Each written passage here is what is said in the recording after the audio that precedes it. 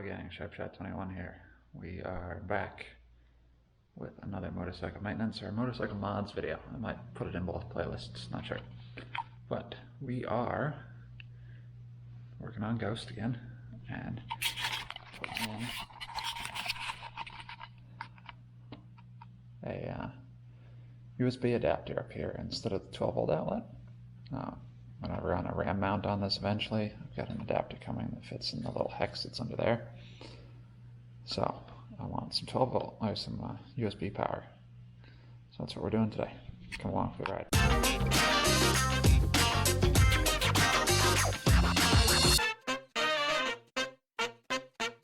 Alright, so for everything that I've seen, the easiest way to do this is to take the windscreen off and a little piece of cowling underneath it. To do the windscreen and the trim, you need a 4mm hex and possibly a 5mm hex.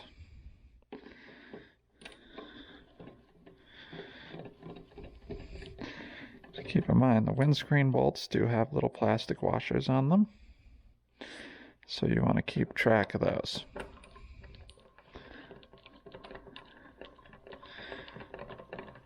I'm also going to leave the windscreen in the same location it was.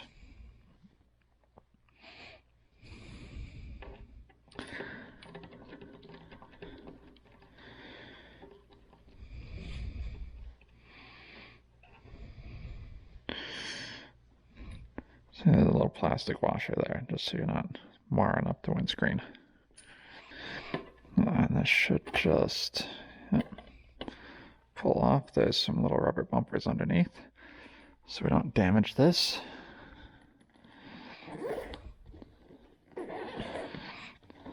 Oop, that's not the zipper.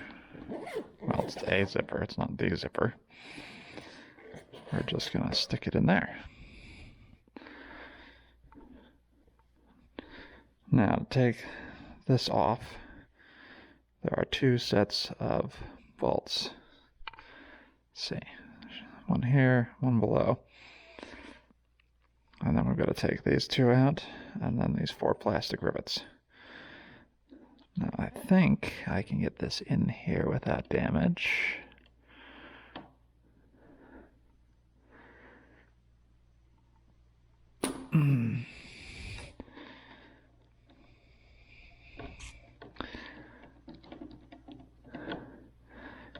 Okay, take that out.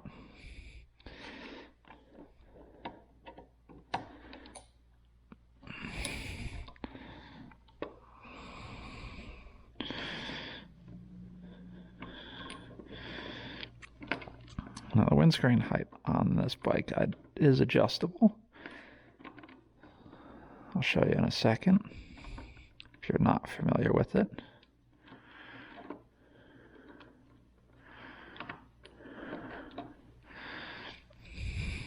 We're going to put this right over there as well. Now if you look, there's 4 holes. They're all the same spacing, and you can put your windscreen in any position on those. So let me take the other side off, and then we'll get to the rivets. Those are single-sided only, so there's only one way they're going to go. And we take off this one. It is shorter than the windscreen mount one, and it does not have a little rivet on, or a little plastic washer on it.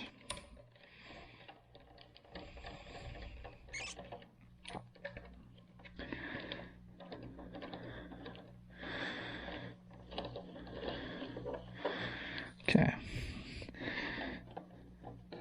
Now it's time to get these little guys out of here. These little rivets are usually not too bad. You just push the centers through, and then you can pull them out. And to reset them, you pull the whole piece. So when they sit flush, they're out. When they're tipped like that, they're tight. Easy peasy. Heck, you can even use of the screws to push them all in. See, and then they're nicely captive, which is handy.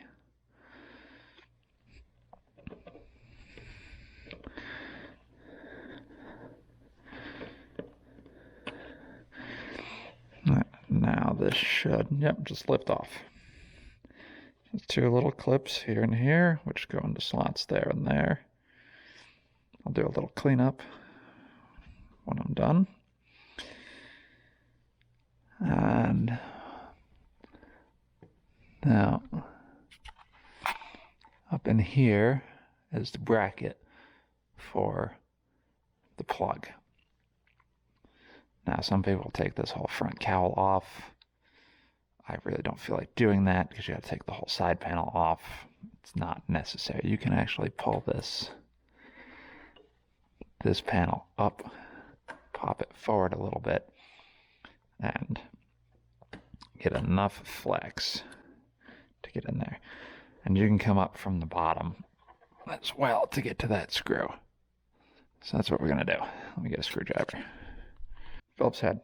This is probably not a Phillips. It's probably a Japanese industrial standard, or JIS. Phillips is close enough. JIS's, if you look closely here, you might be able to see it just off my fingertip. There's a little dot next to that, and that means it's a JIS thread, or a profile head. Looks like a Phillips. It's not.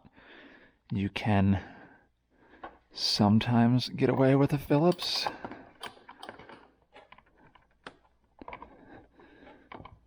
Just make sure it doesn't slip out.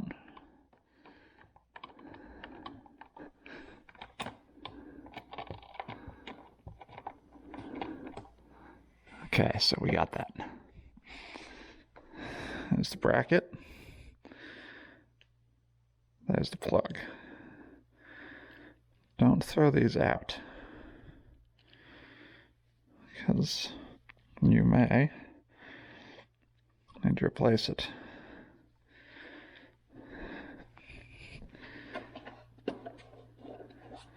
So there's our hole. Put this away. We'll go grab the piece. Okay, so this is the one I've got. It's made in China, 48 watts. I'll put a link in the description. It's got USB-C. Got a USB-C and a USB. Has a power button and a voltmeter built in. This should fit the hole. It does come with some leads, which we will use, but we're not going to hook it up the way they want. Oh no. We're going to snip these off. I'm going to solder it directly to marine heat shrink. I'm going to snip this off somewhere, and then I've got the Japanese bullet connectors for it. But let's go make sure this fits first. This does have a nice lock ring and waterproof cap.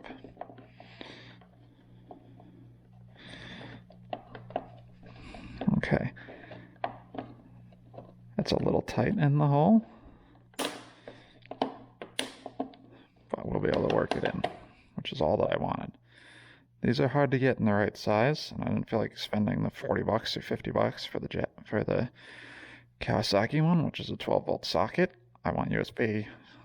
Why spend for the 12-volt socket and then the USB? Whilst we're over here, let's see if we can find our plugs. Oh, there's one. And there's the other. So, I believe this is going to be our negative, and this will be our positive. Because negative will be unshielded, positive will be shielded. And I have the right connectors for these two. So that's nice that that's right there.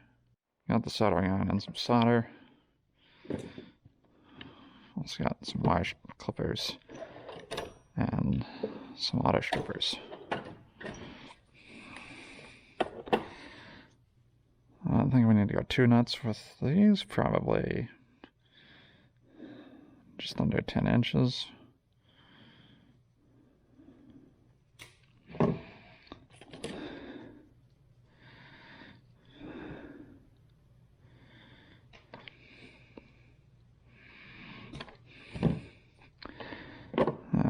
strip those off because I don't like those.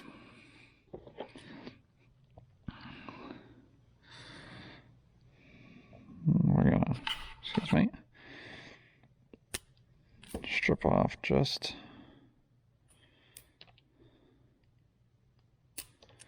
a little bit.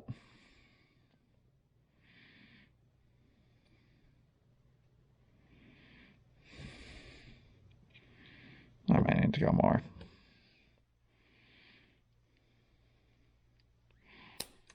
There we go. That's probably enough for what I need.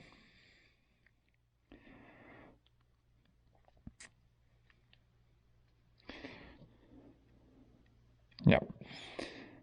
I'll peel this back a little bit, and I'm going to go grab my heat shrink. That's the one mistake you're going to make, is you're going to forget to put the heat shrink on the wire before you solder it. And you're going to have to unsolder it, and that's going to be problematic for you.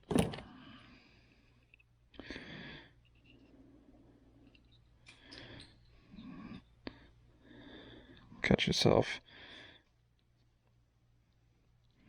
2 pieces.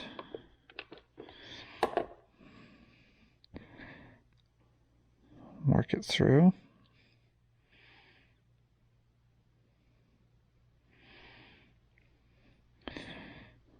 And then on the back here, plus and negative, red into plus, black into negative.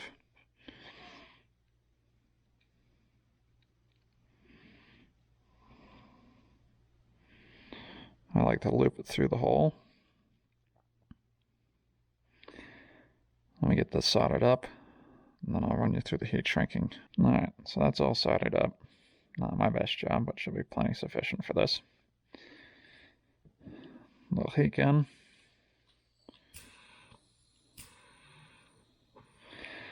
The trick with the heat shrink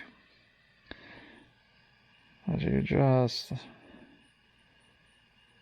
start it to warm slightly.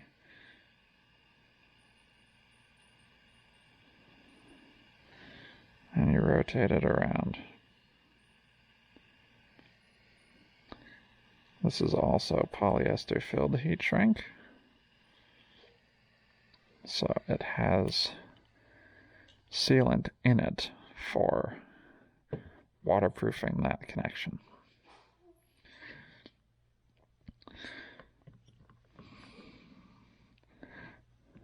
I'm going to split this again, and I'm probably going to run one more piece of heat shrink across this. See, so we're going to do that just to keep it all together. And then we've got these 2 pieces of bullet connector here. Don't forget to put your covers on.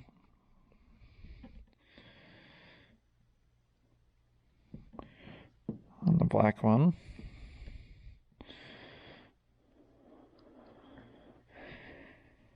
gets the female socket.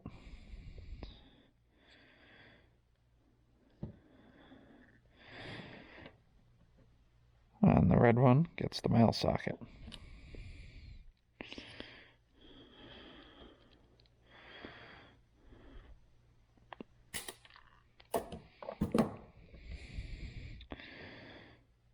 Now that's a little too long, because you want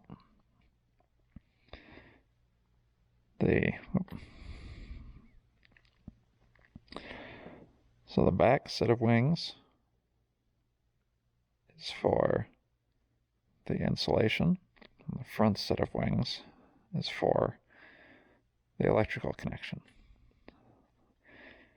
So both of these are just a little bit long.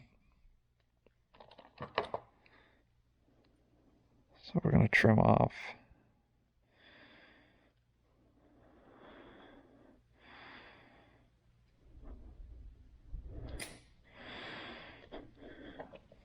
about that much.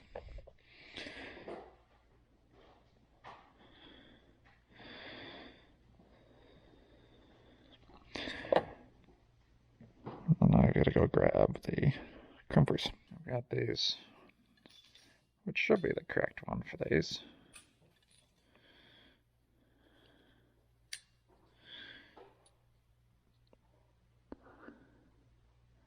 Yeah. So how you do this?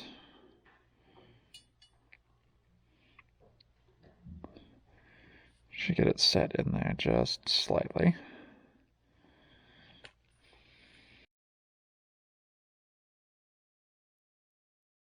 Oh, there we go. Okay, so it's in.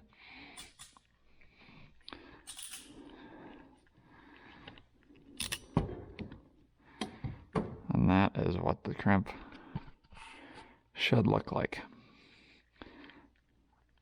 We can then push this up and over so it's covering the barrel. I'll get this other one crimped on and we'll go from there.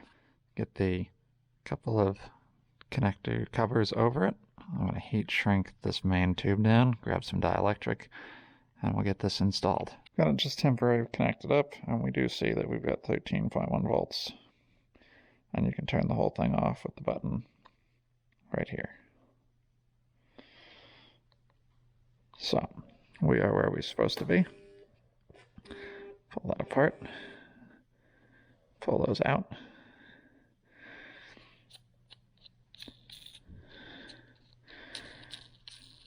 Spin that lock ring off.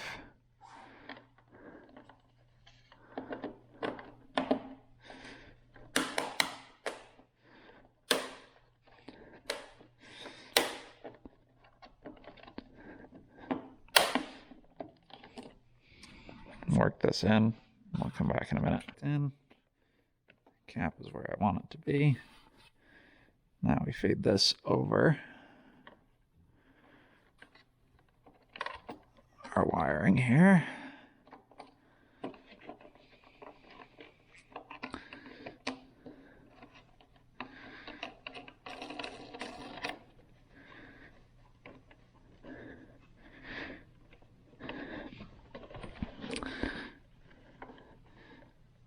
Make sure you get that lock ring tight. And then we use Glide brake lubricant for dielectric. It's just silicon lubricant or silicon based grease. It's perfectly fine to use as a dielectric.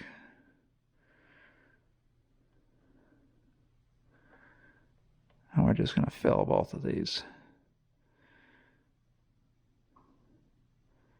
couplings with it. Put that back off to the side. And then make sure those click into place.